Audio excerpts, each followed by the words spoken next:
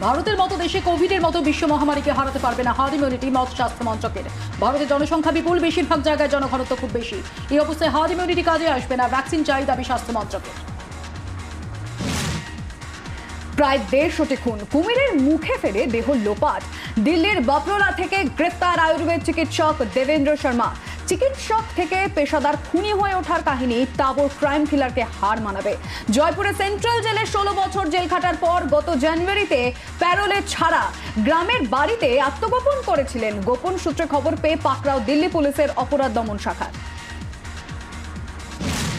প্রতিরক্ষা দুর্নীতি মামলায় দিল্লির স্পেশাল সিবিআই কোর্টে সাজা ঘোষণা। জয়াজের 4 বছরের জেল। জয়া তৎকালীন প্রতিরক্ষা মন্ত্রী জর্জ ফার্নান্ডেজের ঘনিষ্ঠ বান্ধবী ছিলেন।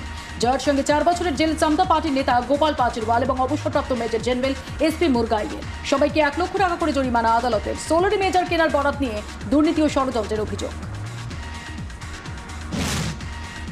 বাজার দখল রাখতে তথ্য চুরির অভিযোগ গুগলের বিরুদ্ধে। প্রশ্নের মুখে সুন্দর পিচাই।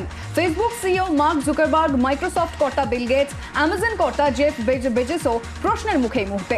সুন্দর পিচাই জুকারবার্গের উদ্দেশ্যে সরাসরি তোপ অ্যান্টি ট্রাস্ট কমিটির প্যানেলে আত্মপক্ষ সমর্থন করে জবাব সুন্দর পিচাইয়ের। পূর্ব রেল জোনেই প্রথম কোনো আরপিএফ জওয়ানের মৃত্যু জানালেন পূর্ব রেলের মুখ্য জনসংযোগ আধিকারিক নিখিল চক্রবর্তী। শিয়ালদা মেইন পোস্টে কর্মরত ছিলেন মুজিবুর রহমান। থাকতেন নারকেলডাঙ্গায় রেল পুলিশ আবাসনে। গত 25 তারিখ থেকে জ্বর ও শ্বাসকষ্ট নিয়ে ভর্তি ছিলেন পিআর সিং হাসপাতালে। মুজিবুর রহমানের মৃত্যুতে সহকর্মীদের মধ্যে শোকের ছায়া। 5 মাস বাদে এই আরপিএফ কর্মী অবসর গ্রহণ করতেন। অযোধ্যায় ভূমি পুজোর আগেই বিপত্তি। মন্দিরের পুরোহিত ও 14 পুলিশ কর্মী করোনা আক্রান্ত। রাম মন্দিরের প্রধান পুরোহিতের এক সহকারী করোনায় আক্রান্ত। নিরাপত্তার কাজে যুক্ত 14 জন পুলিশ কর্মীও করোনা আক্রান্ত। 5ই আগস্ট ভূমি পুজোর মহা আড়ম্বর। স্বাস্থ্যবিধি মেনেই হবে অনুষ্ঠান, জানিয়েছে মন্দির ট্রাস্ট। এর মধ্যেই করোনা সংক্রমণের ঘটনা নিয়ে তৈরি আশঙ্কা। ঋণ খিলাপি অনিল আম্বানির কোম্পানির সদর দপ্তর অধিগ্রহণ ইয়েস ব্যাংকের। অনিলের সংস্থা রিলায়েন্স ইনফ্রাস্ট্রাকচারের 2টি ফ্ল্যাটের দখল নেওয়া হয়েছে বলে বিজ্ঞপ্তি জারি ইয়েস ব্যাংক কর্তৃপক্ষের। 2992 কোটি 44 লক্ষ টাকা ঋণ নিয়ে পরিশোধ না করার কারণেই এই পদক্ষেপ। কলকাতায় শুরু করোনার কার্ড টেস্ট। ফিরহাদ হাকিমের উপস্থিতিতে চেতলার অহিন্দ্র মঞ্চে টেস্ট শুরু। করোনা পরীক্ষা করতে মাত্র 8 ঘন্টা সময় লাগবে। মূলত বাজার অঞ্চলে এই টেস্ট করা হবে। বাজারের কোন সংক্রমিত বিক্রেতার থেকে অন্যরা সংক্রমিত হচ্ছেন কিনা তা দেখতেই এই টেস্টে জোর। কলকাতায় প্রত্যেক বড়ই সপ্তাহে 2 দিন কার্ড টেস্ট। 24 ঘন্টার মধ্যে শিলিগুড়ির খুলির রহস্যভেদ। তদন্তে কোথাও প্যারানর্মাল অ্যাক্টিভিটির চিহ্ন নেই। বাড়ির মালিক খোকন চক্রবর্তীর জামাই প্রতীক ঘোষ চিকিৎসক, উত্তরবঙ্গ মেডিকেল কলেজ এবং হাসপাতালে পড়াশোনা। ডাক্তারি পাশ করে শিলিগুড়ি ছেড়ে চলে যাওয়ার সময় বইপত্র ভর্তি সুটকেস রেখে যান। পড়াশোনার সুবিধে সেই সুটকেসে বইপত্রের সঙ্গে ছিল 2টি মানুষের মাথার খুলি এবং বেশ কিছু হাড়গোড়। অগস্টের সাপ্তাহিক লকডাউনের দিনগুলিতে সম্পূর্ণ বন্ধ থাকবে কলকাতা বিমানবন্দরের বিমান পরিষেবা। বিমানবন্দর কর্তৃপক্ষের বিজ্ঞপ্তি এটাই। রাজ্য সরকারের ঘোষণা মতো 5, 8, 16, 17, 23, 24 ও 31শে অগস্ট বিমান পরিষেবা বন্ধ। 6 শহর থেকে কলকাতায় বিমান পরিষেবা বন্ধ 15ই অগস্ট পর্যন্ত। 1 অগস্ট থেকে অনির্দিষ্টকালের জন্য বন্ধ তারাপীঠ মন্দির। বীরভূমে বাড়ছে আক্রান্তের সংখ্যা।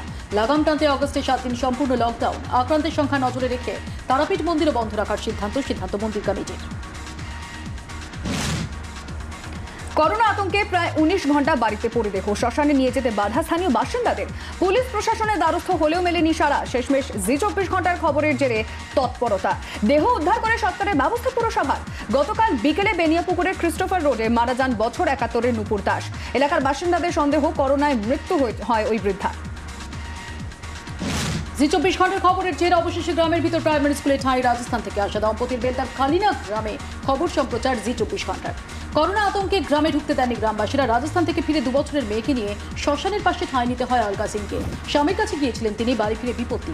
অবশেষে টনক প্রশাসনের। মঙ্গল নিয়ে কৌতূহলের মধ্যেই নাসার অধ্যাবসায়। ফ্লোরিডার কেপ ক্যানাভেরাল থেকে রকেটে পারি রোভার পারসেভিয়ারেন্সের। আগামী বছর ফেব্রুয়ারিতে মঙ্গলে অবতরণ। রোভার থাকছে 23টি ক্যামেরা, 2টি মাইক্রোফোন, মাথায় আলাদা ড্রোন ক্যামেরা। কিউরিওসিটির চেয়েও শক্তিশালী পারসেভিয়ারেন্স। অ্যালুমিনিয়ামের তৈরি চাকা। মঙ্গলের বুকে মসৃণভাবে ঘুরে বেরিয়ে গবেষণা চালাবে পারসেভিয়ারেন্স। পারসিভিয়ারেন্সে 5টি রোবোটিক আর্ম। লাল গ্রহের মাটির চরিত্র বিশ্লেষণ। মঙ্গলের নিরক্ষীয় অঞ্চল ঘুরে অতীতের খোঁজ। মঙ্গলের মাটি নুড়ি পাথর নিয়ে ফিরে আসবে পারসিভিয়ারেন্স। লাল গ্রহকে ভবিষ্যতে বসবাসের উপযোগী করে তুলতে একাধিক গবেষণা। মঙ্গলে বসবাসের জন্য এর মধ্যে কয়েক কোটি নাম নথিভুক্ত, তার মধ্যে বেশিরভাগ নামই ভারতবাসীর। মাইক্রোচিপসে ভরে সেই নাম নিয়ে উড়ে গেল পারসিভিয়ারেন্স। বিশেষ একটি যন্ত্র নিয়ে উড়ে গেল পারসেভিয়ারেন্স।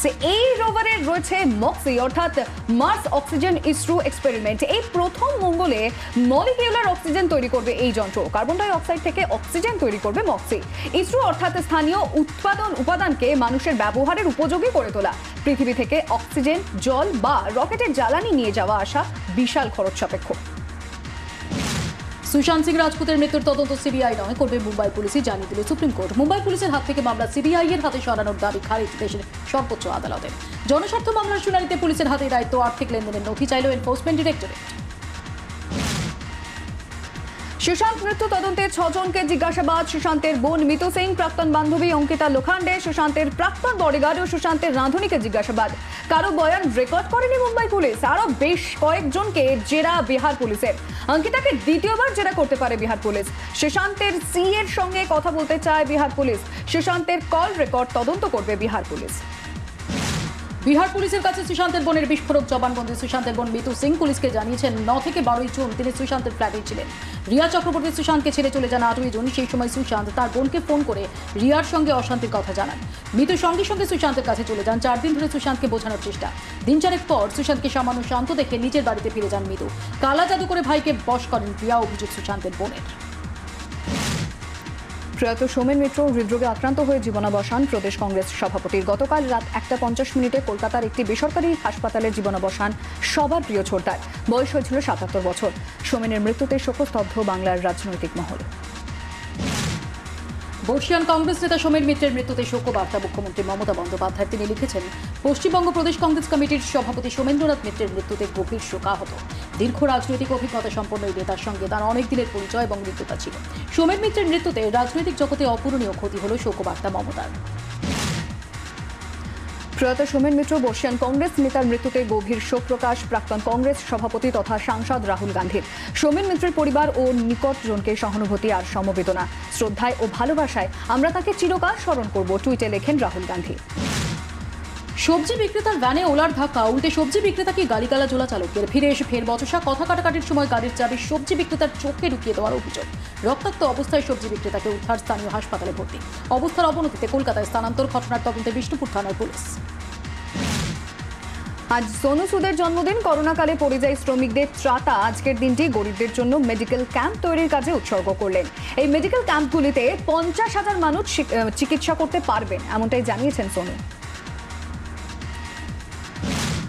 বাবা হলেন হার্দিক পান্ডিয়া। সোশ্যাল মিডিয়ায় ছেলের হাতে হাত রেখে ছবি পোস্ট। ভারতীয় জাতীয় দলের অলরাউন্ডারের মুহূর্তে ছবি ভাইরাল। সদ্যজাত পুত্র এবং স্ত্রী নাতাশা স্টানকোভিচ মুম্বাইয়ে আছেন। লোকেশ রাহুল, ক্রিস লেন, সানিয়া মির্জা সহ অনেকের অভিনন্দন। নতুন মরশুমে ইস্টবেঙ্গল কোথায় খেলবে তা নিয়ে এখনো ধোঁয়াশা। তার মধ্যেই নতুন কোচের নাম ঘোষণা। ইস্টবেঙ্গল নতুন কোচ গোয়ার Francisco Bruto the Costa. Mario রিভেরার জায়গায় এলেন প্রো লাইসেন্সধারী এই কোচ। আইএসএল এর নর্থ ইস্ট ইউনাইটেডের সহকারী কোচের দায়িত্ব সামলেছেন তিনি। ভারতের যুব দলেও কোচিং করানোর অভিজ্ঞতা রয়েছে। মোহনবাগান দিবসে নিজের পুরনো ক্লাবের সঙ্গে চুক্তি বাড়ালেন প্রীতম কোটাল। 2 বছরের জন্য এটিকে মোহনবাগানের সঙ্গে চুক্তিবদ্ধ বাঙালি ডিফেন্ডার। এটিকে দুবারের চ্যাম্পিয়ন দলের সদস্য ছিলেন প্রীতম। 2016-র পাশাপাশি গত মৌসুমেও এটিকে চ্যাম্পিয়ন করার পিছনে বড় ভূমিকা ছিল প্রীতমের। মোহনবাগানেরও আই লিগ জয়ী দলের সদস্য ছিলেন। হাসপাতাল থেকে ছাড়া পেলেন অলিম্পিয়ান ফুটবলার সৈয়দ হাকিম। করোনা আক্রান্ত হন রোম অলিম্পিকে জাতীয় দলে প্রতিনিধিত্ব করা ফুটবলার। 3 সপ্তাহ নিভৃত বাসে থাকতে হবে তাঁকে। এখন তিনি অনেকটাই সুস্থ। হাসপাতাল থেকে ছাড়া পেয়ে জানান হাকিম।